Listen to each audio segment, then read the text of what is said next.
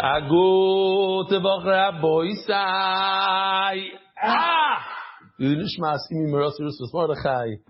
learned in the Mishnah that Gid HaNashashin is Bashal. Remind the Olam. First of all, what's a Gid HaNasha? If you just started, there's people that started yesterday. So we'll just show this little clip. Why not? Gid HaNasha. In the right back thigh, running down the entire leg, there's a white nerve called the sciatic nerve. That's it, right over there. That's the Gid HaNasha. Okay.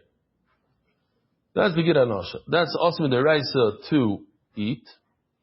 And if you cook it with other Gidim, this is not such a great picture, but that's what we're discussing, cooking with other. Let's say you cooked the Gid HaNasha with other sinews. So if you could tell which one it is, you recognize it, you're a professional, so you pull it out, you eat the rest. But if you cannot tell which one is the Gid HaNasha, they're all asur. Ask the Gemara of the battle beruba. Let me just show you this pasuk to remind the Olam.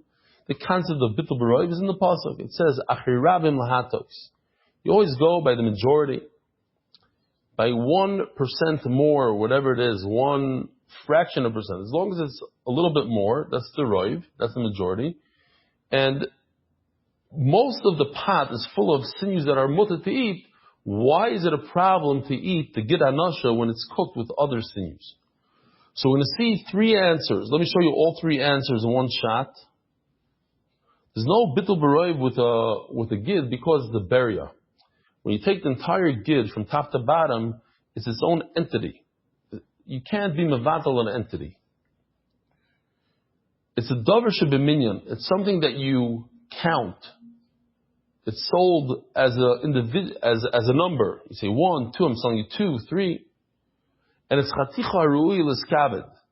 It's something that you serve as is, something that you serve as is, not so much to get anasha. These are things that there's no bittul beroiv. Something that's davar shebeminyan, like a piece of, we'll see, like a cheetah, a leopard, or a pineapple in Eretz Yisrael. There's a davar shebeminyan. They sell it for $25 a pineapple. You know, here it's $1.99 in Jewel, right? There's a straw. Pineapple is like one of the most coveted items you could buy.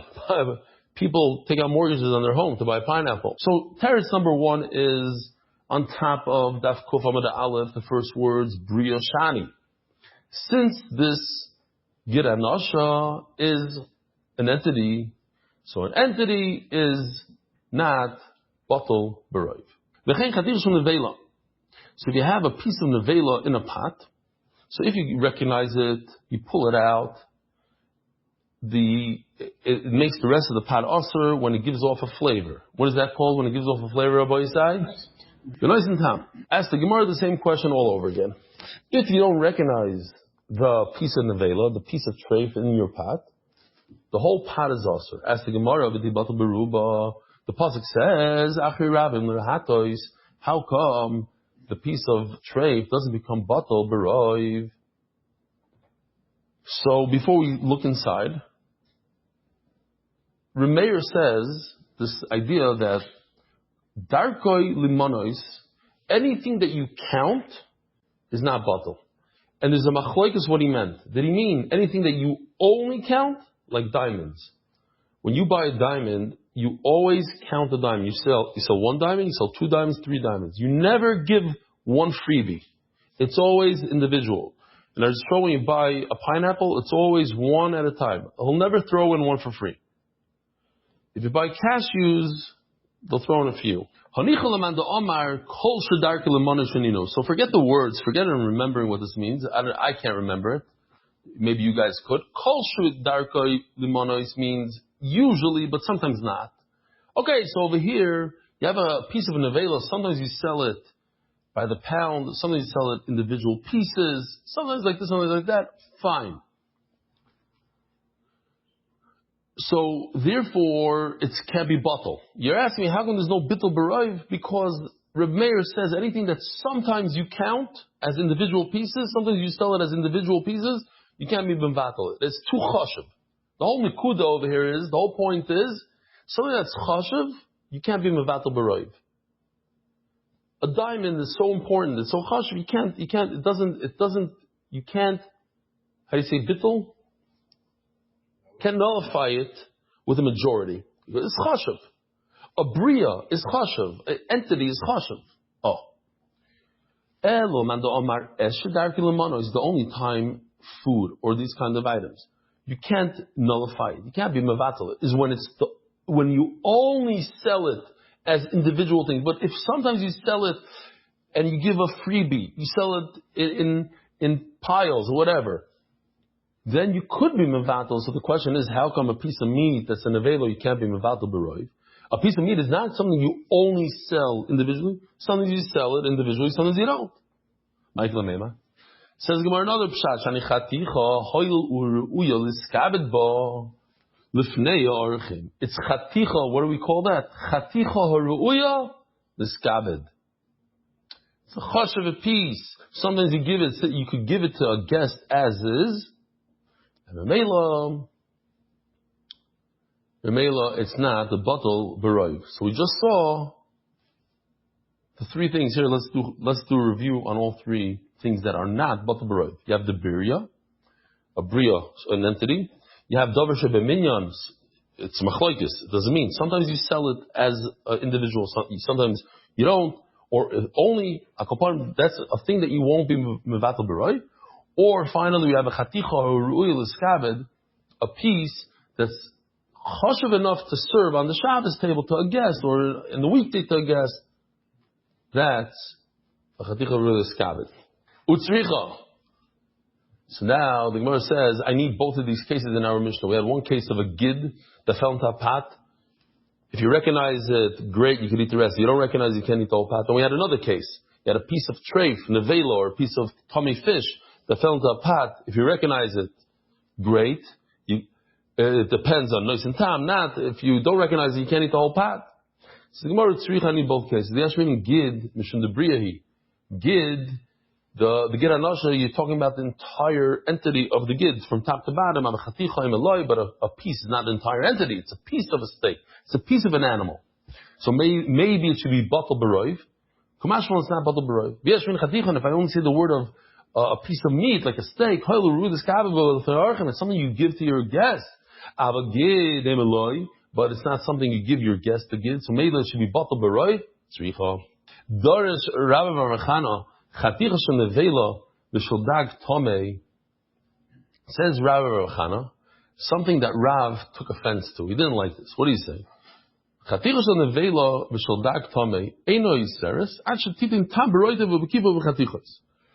In other words, that if you have a piece in a vela, if it doesn't give enough flavor, in other words, it's batal b'shishim. It's batal b'shishim unless it gives enough flavor that it takes over the whole thing, the flavor of everything, of the juices and the pieces and everything.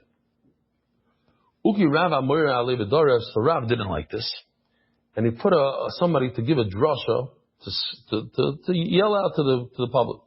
What? Since it gave flavor to one other piece, the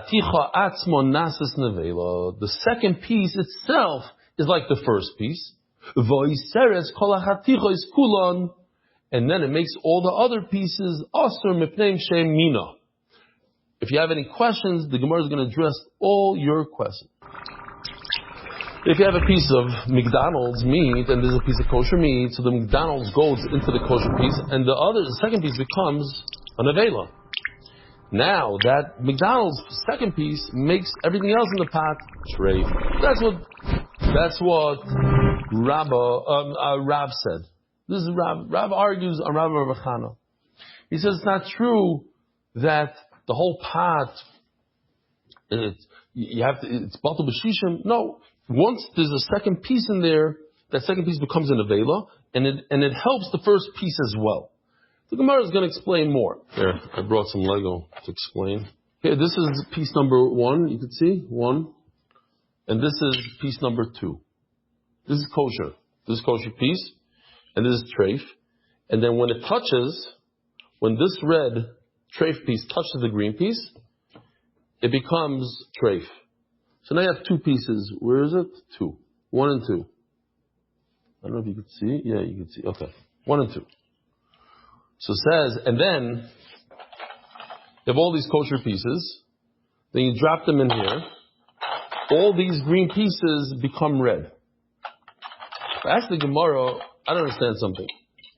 And the way Rashi explains it is, do you have a cup? Does anybody have an empty cup that you didn't? Oh, here we go.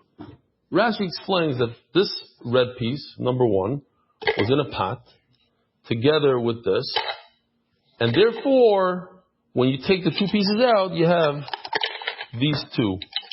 You have two pieces, two red pieces. Nothing to do with another pot. First, you made piece number 2 completely treif. How? By cooking it with piece number 1. Ask the Gemara, I don't understand. Why does Rav say that you need 2 pieces?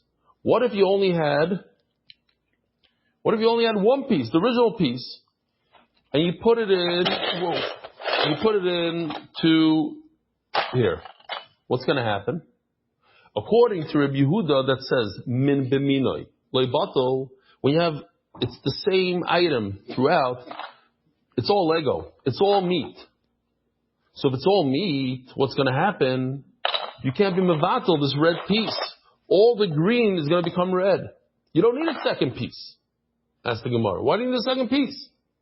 One piece is going to ruin everything because min b'minoi leibatel. Since they're all the same, it's not potatoes and meat. It's all meat. And all meat, you can never be mevatel according to Rabbi Yehuda. So one piece that went in there is enough. Why does he say that you need 2 pieces? Who's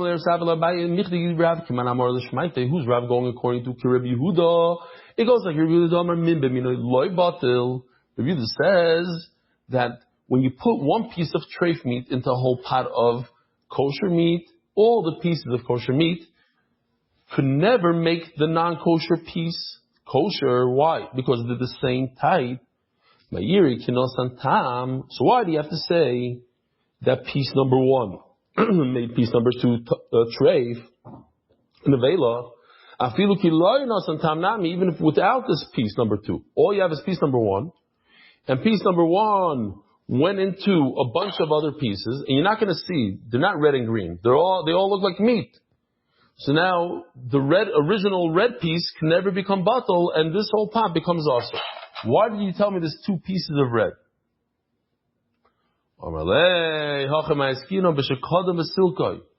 Answer number 1, very good. What happened was piece number 1 touched piece number 2, they cooked together, so now piece number 2 is just like piece number 1. Treif. And now you got rid of piece number 1, he's gone. Now we're dealing with piece number 2 only. Says Rav, piece number 2, you're right, can make all the green stuff completely treif because it got the tumah from piece number 1. So piece number 2 is like piece number 1 and it made all the green tummy. That's what's going on here. Rav Amar, afilu teimeloi kodem esilkoi. It's possible that he did not get rid of the first piece. We're still dealing with 2 pieces. He has 2 pieces. Loi kodem esilkoi. He didn't get rid of one. But have a min uminoi v'davar acher. So now let's pretend that these green guys are not meat. They're all potatoes. These green guys are potatoes. Now, if I introduce all these potatoes and the meat together, so what do you have here? You have min uminoi v'davar acher. You have 2 red pieces of meat, or 2 pieces of meat. They're not red. 2 pieces of meat. And a bunch of potatoes. But that's something else. Potatoes is different than meat. Have minu minoi v'davar acher. V'chol minu v'davar acher, salekis minoi kimi she'enoi. So what I'm going to do is, I have to get rid of piece number 2. That's the law. The rule is, that if I have 2 different things, I have potatoes and meat, I'm going to pretend that whatever's similar to the treif, in other words, the meat, anything else that resembles the treif, which is meat, we're going to get rid of him. So what resembles the meat? The second piece. Get rid of him. So now you have only one piece in the mixture, because you pretend you got rid of piece number 2. And look, you have a row. You have 60 greens. Pretend these are 60 potatoes. 60 potatoes overcome the one red piece of meat. And what happens? It's kosher. But now that Rav said that this piece was cooked together with the other piece, so now it's very pashut. When you have one piece of Lego, how many pieces of potato do you need to overcome it? 60. And what if you have 2 pieces? You need 120 pieces. So that's what Rav said. Rav said that now you're in trouble, because piece number 1 touched piece number 2 and they cook together. So now you have 2 pieces. 2 pieces in this mixture right over here is not going to work. You don't have enough to be mevatel it. That's it. That's all he said. That you asked me, what was the question? You asked me, why did Rav say that piece number 1 touched piece number 2? What difference does it make? Piece number 1, by itself, when it goes into the mixture, it ruins the whole mixture. Why? Because it's the same type of thing. No, it wouldn't ruin the mixture. Because one piece by itself would be overcome by the 60 potatoes in here. 2 pieces. That's why Rav says it's 2 pieces, and 2 pieces cannot be overcome by the 60. They could only be overcome by 120. So let's see inside.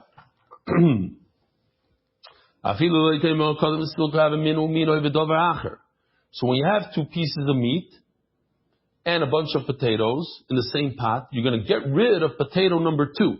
You're only going to consider the treif potato number 1. Piece of meat number 1, you're going to get rid of piece number 2. And then what are you going to have? You're going to have 60 potatoes and 1 piece of treif meat, and the 60 potatoes are going to overcome the piece of meat. You have potatoes, davar acher is potatoes, and 2 pieces of meat. Minu minoi. Anytime you have 2 pieces of meat and a bunch of potatoes, get rid of the piece of meat number 2. And all you have is piece of nevela number 1. And the potatoes are going to overcome it and be mevatel it. Says Rav, and then you have to continue. Says Rav, but in our case, meat number 1 touched meat number 2. So you can't get rid of it. It's kilo, you just put 2 tray pieces of meat into the pot. And the pot only has 60 potatoes. So 60 potatoes is not enough to overcome 2 pieces of meat. You need 120 potatoes. Says the Mishnah. Now we have easy stuff. And also chazarah, sort of. Noyeg b'tahira ve'ena noyeg b'tmeya. Giranosha only applies to a kosher animal, not to a lion. If you eat the lion's giranosha, says the Tanakama, you're not chayiv. If you don't have b'tmeya, no, you're chayiv even if you eat the giranosha of a lion. Omer Reb Yehuda mibnei Yaakov nesa giranosha. The giranosha, how do I know? Look, he brings the pasuk. When did Giranosha happen? Al Kein Lo Yochlu Bnei Yisrael's Giranosha happened by Yaakov Avinu in Bereshis. Look at it. Bereshis, Parashas Vayishlach. Because of what happened to Yaakov Avinu, Klal Yisrael doesn't eat the Giranosha. So it was already usher at the time of Yaakov Avinu. But then Behemoth Meah Mutar Islam. Oh, you see, the Giranosha precedes the Behemoth Meah. In other words, Reb Yehuda is saying the Giranosha was usher on all animals. There was no such thing as a non-kosher animal in the time of Yaakov Avinu. Lions were kosher. Everything was kosher. You're allowed to eat lion. It's only later on that the Torah said you can't eat a lion. So in Mela, it makes sense that Giranosha should be usher even in lions, because that was first. No, you're misunderstanding. The Isser of Giranosha didn't happen at the time of Yaakov Avinu. The Isser of Giranosha happened by Har Sinai. Moshe Rabbeinu wrote the reason why HaKadosh Baruch Hu made it usher, and he put it in its place. Says Gemara, Reb Yehuda Isser Chal Isser. How could Reb Yehuda hold that the Isser of Giranosha applies itself on top of a Behemoth Tmeya? Because look, right now, today, a lion is created, it forms in its mother's stomach, and only afterwards the Giranosha applies itself, which the Gemara is going to talk about. But let's say that's what happens. So you have an Isser applying itself on top of another Isser. And we know that an Isser is not Chal on an Isser. Once you have one Isser, you can't apply another Isser to it. But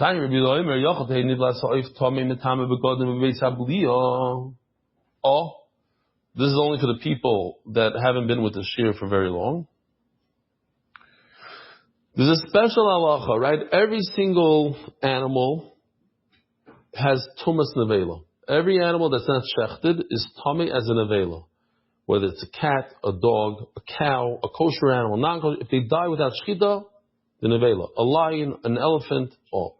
Besides a chicken and a kosher bird, they do not have tumah nevela. What do they have? When you consume it in your mouth, when it goes down your throat, then you become tummy. Not only that, all your clothing become tummy. Roadkill. In other words, it wasn't shechted. It's in a bela.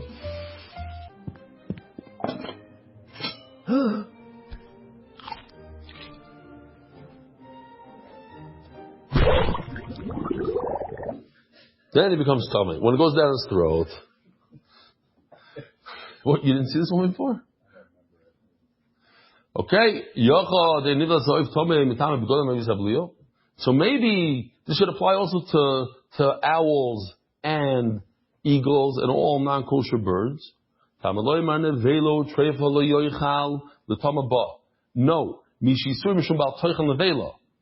Only something that has the isser of eating it because of an nevela. Why can't you eat a non-kosher bird? Because it's a tummy bird. The Torah tells you not to eat a tummy bird. When a person eats a dead eagle, what is he over on? Only one isser of eating a non-kosher bird. He's not over on the isser of eating a nevela.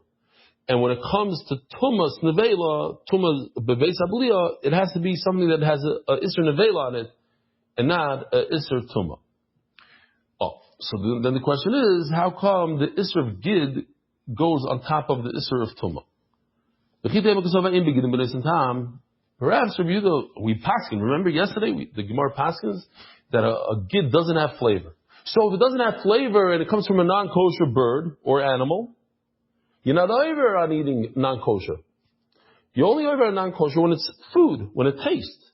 But if something doesn't have a taste, like the bone of a bird, you're not over when you eat it, unless it has bone marrow or something. But the bone itself, you're not over.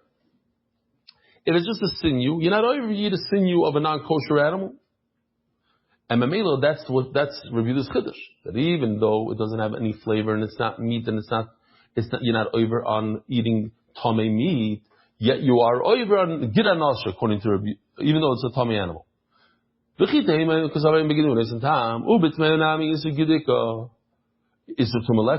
in a non-kosher animal, when you eat the gid anasha, you're only over on one isser. Isser gid anasha, not an isser of a tamei animal, because it has no flavor. Does Reb Yehuda really hold that? I'll prove to you that he holds that a gid has a flavor. If it has a flavor, then when you eat it from a non-kosher animal, you should be over two. One for eating a non-kosher animal and one for eating a gid anasha. And the question is, how does the isser of gid anasha apply itself to the isser of the meat? Now, what do you guys say? How could the isser of gid anasha apply itself to the isser of non-kosher meat? How's it possible? When it happens simultaneously. When the isser of gid anasha and the isser of meat happen together. So we'll talk about that.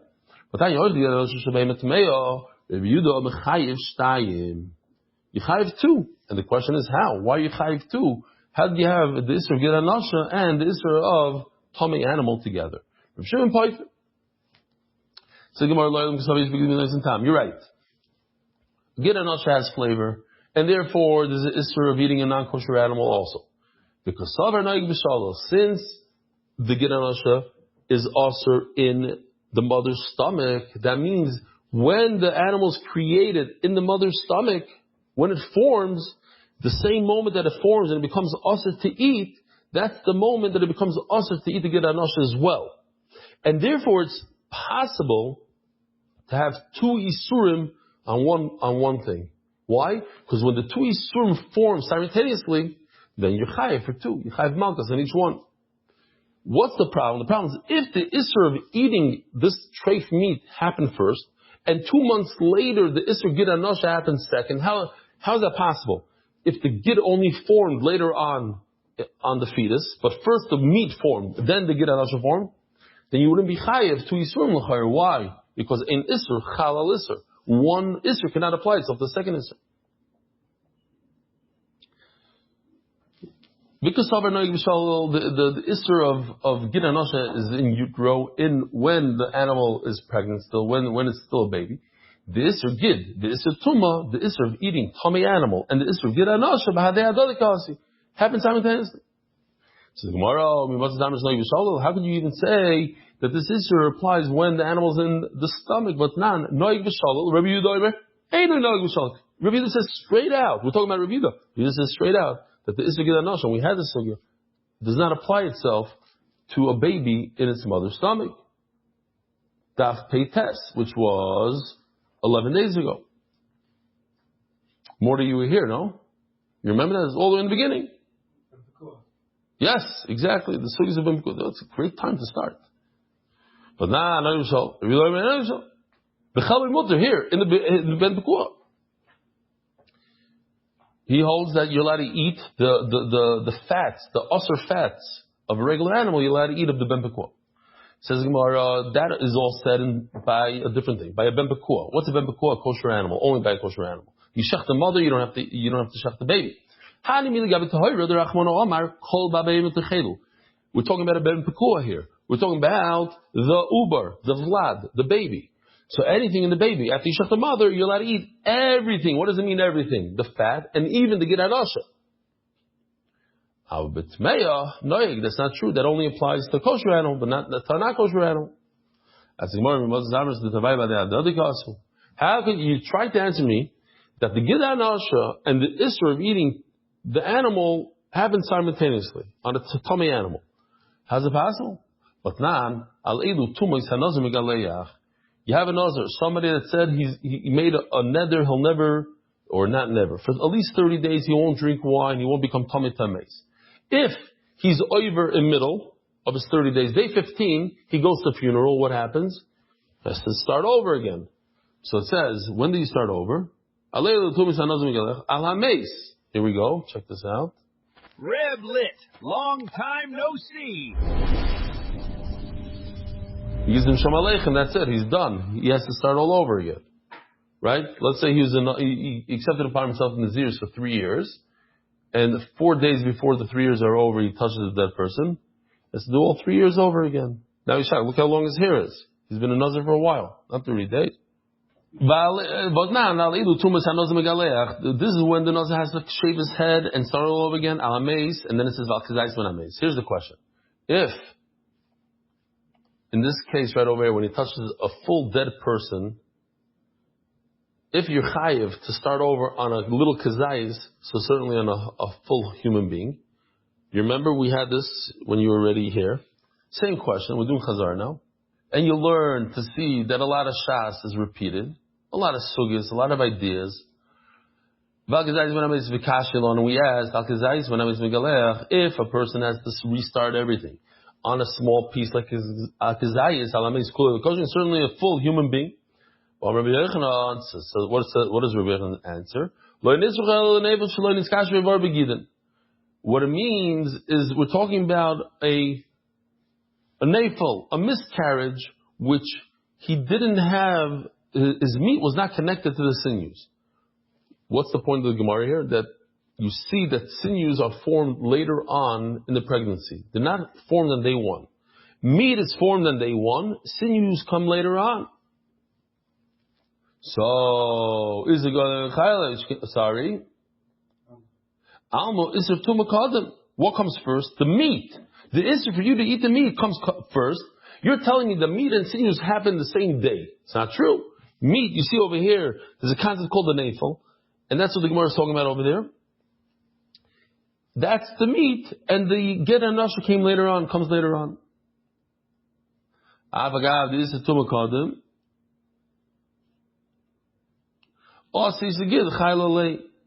Why? Why? So the Gemara's question is, why is it that the Isra of Gid Anosha could apply itself afterwards on top of the Isra of eating the meat?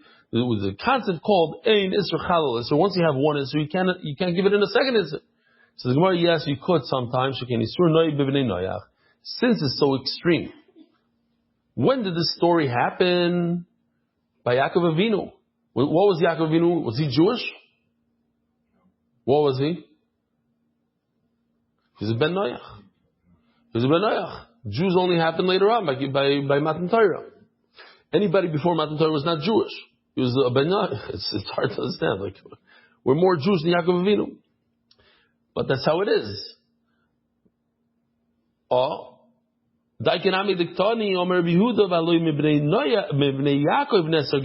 Meaning from Bnei Noach. You see from Rabbi Yehuda that the Isser was all the way from Yaakov Avinu, who's a Ben Noach, and it's still Asher then, and there was not even the idea of non-kosher meat. That's why the Isser of Gilad Nasr is so severe, and because it's so severe, it could apply itself on top of an Isser that's less severe. When do you say Ein Isser Chalal Isser, that one Isser doesn't apply itself on another? When they're equal. But when there's room, so to speak, for the second Isser to go on top, why? Because it's a more severe Isser. So the second one could apply itself to the first one. Rabbi Isai, have a wonderful day. Have a good Dvach. Have a good Shabbos, wherever you are. Thank you for coming. Merit the schus of spreading Torah throughout the world. Sponsor a shiur today. MDYsponsor.com or sponsor at MDYDaf.com.